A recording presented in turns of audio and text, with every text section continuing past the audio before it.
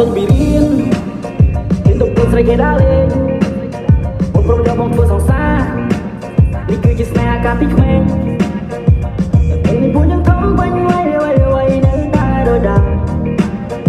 ពួកនៅតែជាសំណងចិនបងស្នេហ៍ស្នងនៃដងបេះថ្លាចាប់បរិញ្ញាមេការងារធ្វើដល់ផ្លែឈើចូលទាំងអូនហើយមកអូនប្រាប់ថាគុំភ័យអាវ៉ារៀនចប់ពេលណាអ៊ីកូនហើយខ្ញុំប្រឹងសន្សំលុយតតែក្រុមនឹងថ្ងៃទាំងយំយូរណាស់អីអើយពេលកុំប្រសាសារងបងសងរងការសំពះផ្ទឹមលើដល់មកចុញពីរៀនទៅពុនស្រីគេដើរលេងបងព្រមយកបងធ្វើសង្សារនេះគឺជាស្នេហាកាលពីក្មេងពេលនេះពួកយើងធំពេញវ័យនៅតែរដាពួកនៅតែជាសំណងចិនបងស្នេហ៍ស្នងនៃដងបេះថ្លាចាប់បរិញ្ញាមេការងារធ្វើដល់ផ្លែឈើចូលទាំងអូនហើយមកអូនប្រាប់ថាគុំភ័យអាវ៉ារៀនចប់ពេលណាអ៊ីកូនហើយខ្ញុំប្រឹងសន្សំលុយតតែក្រុមនឹងថ្ងៃទាំងយំយូរណាស់អីអើយពេលកុំប្រសាសារងបងសងរងការសំពះផ្ទឹមលើដល់មកចុញពីរៀនទៅពុនស្រីគេដើរលេងបងព្រមយកបងធ្វើសង្សារនេះគឺជាស្នេហាកាលពីក្មេងពេលនេះពួកយើងធំពេញវ័យនៅតែរដាពួកនៅតែជាសំណងចិនបងស្នេហ៍ស្នងនៃដងបេះថ្លាចាប់បរិញ្ញាមេការងារធ្វើដល់ផ្លែឈើចូលទាំងអូនហើយមកអូនប្រាប់ថាគុំភ័យអាវ៉ារៀនចប់ពេលណាអ៊ីកូនហើយ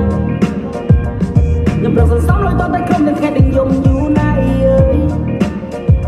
ពេលកុំប្រសាសារងបងសងរងការសំពះផ្ទឹមលើខ្នងដល់មកចុញពីរៀនទៅពុនស្រីគេដើរលេងបងព្រមយកបងធ្វើសង្សារនេះគឺជាស្នេហាកាលពីក្មេងពេលនេះពួកយើងធំពេញវ័យនៅតែរដាពួកនៅតែជាសំណងចិនបងស្នេហ៍ស្នងនៃដងបេះថ្លាចាប់បរិញ្ញាមេការងារធ្វើដល់ផ្លែឈើចូលទាំងអូនហើយមកអូនប្រាប់ថាគុំភ័យអាវ៉ារៀនចប់ពេលណាអ៊ីកូនហើយខ្ញុំប្រឹងសន្សំលុយតតែក្រុមនឹងថ្ងៃទាំងយំយូរណាស់អីអើយពេលកុំប្រសាសារងបងសងរងការសំពះផ្ទឹមលើខ្នងដល់មកចុញពីរៀនទៅពុនស្រីគេដើរលេងបងព្រមយកបងធ្វើសង្សារនេះគឺជាស្នេហាកាលពីក្មេងពេលនេះពួកយើងធំពេញវ័យនៅតែរដាពួកនៅតែជាសំណងចិនបងស្នេហ៍ស្នងនៃដងបេះថ្លាចាប់បរិញ្ញាមេការងារធ្វើដល់ផ្លែឈើចូលទាំងអូនហើយ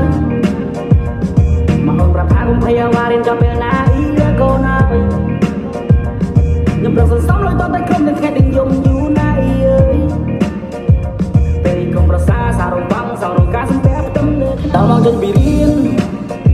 ទៅពុនស្រីគេដើរលេងបងព្រមយកបងធ្វើសង្សារនេះគឺជាស្នេហាកាលពីក្មេងពេលនេះពួកយើងធំពេញវ័យនៅតែរដា